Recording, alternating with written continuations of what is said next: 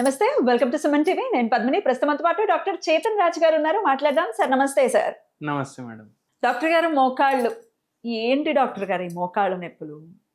ఏజ్‌తో ఇది కామనా? డయాబెటిస్ ఎట్లయితే కామన్‌గా ఉందో, ఈ మోకాళ్ళ నొప్పులు కూడా అట్లనే కామన్ ఫినామినా అయిపోయింది చాలా మందికి కూడా. అయితే ఇప్పుడు అబ్జర్వ్ చేస్తుంది ఏంటి అనంటే అదేదో 60 ఇయర్స్‌కి వచ్చేది కాదు. 40 ఇయర్స్‌కి రెడీ అయిపోతుంది. 40 కంటే ముందు కూడా వస్తున్నాయంటే అతిశయోక్తి లేదు. వస్తున్నాయి ఈ మోకాళ్ళ నొప్పులు. ఎట్లా అడ్రెస్ చేయాలో, ఏం చేయాలో అర్థం కావట్లేదు.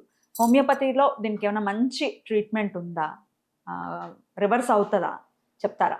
అయితే ఏందంటే మీరన్నారు ఏజ్ తోటి సంబంధం లేకుండా వస్తుంది అనేసి 40 ఏండ్లకి 60 ఏండ్లకి. నేను మీకోటి చెప్తా, మీరు కూడా ఆలోచించి చూడండి.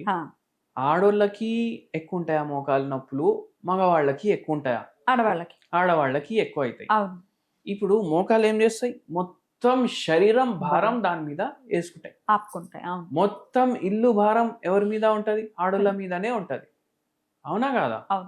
అయితే ఎట్లయితే ఏజ్ పెరుగుతుంది కదా, ఆ భారం శరీరంది కూడా పెరుగుతుంది, ఇంటిది కూడా పెరుగుతుంది. కరెక్ట్.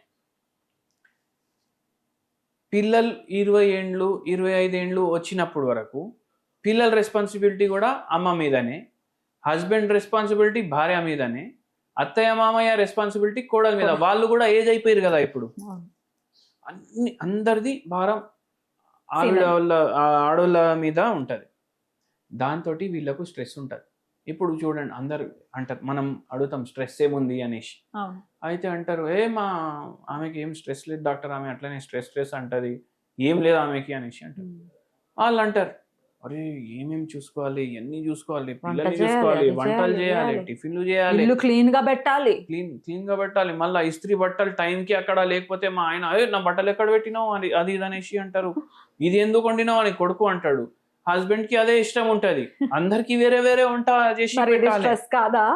స్ట్రెస్సే కదా. మళ్ళా నైట్ టైం అన్ని రేపటి కోసం రెడీ చేసుకునేటప్పుడు వరకు అన్ని లాస్ట్ కి వీళ్ళే పడుకుంటారు ఇంట్లో. ఫస్ట్ వీళ్ళే లేస్తారు, నిద్ర ఉండదు.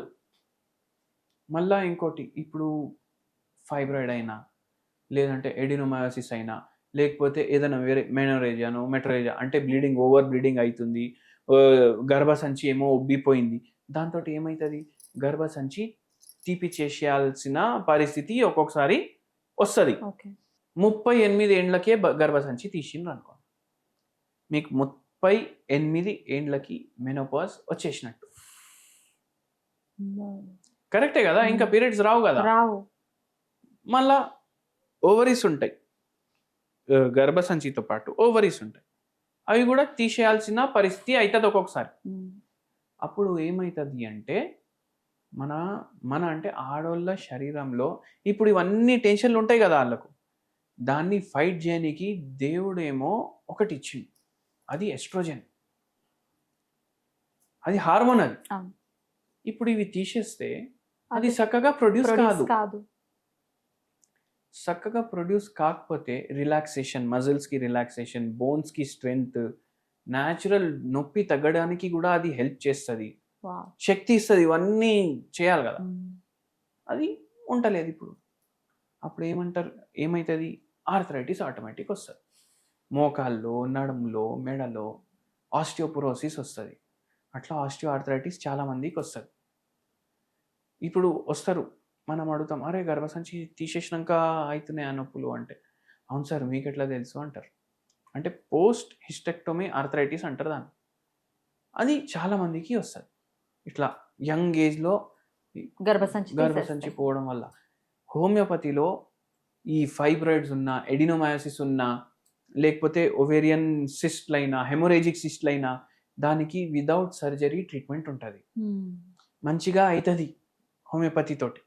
మీరు హోమియోపతి మీకు తెలిసిన డాక్టర్లు ఉంటే ఆడికి పోయి హోమియోపతి ఉన్న ప్రాబ్లంలకి తీసుకోండి, ఆ గర్భసంచి తీసే అవసరం కూడా పడదు. అయితే స్ట్రెస్ వల్ల కూడా ఇట్లా అవుతుంది. ఇట్లా మల్టిపుల్ ఫ్యాక్టర్స్ లీడ్ అవుతాయి. భారం ఎక్కువ, మగవాళ్ళకైతే ఎక్కువ ఉండవు కదా.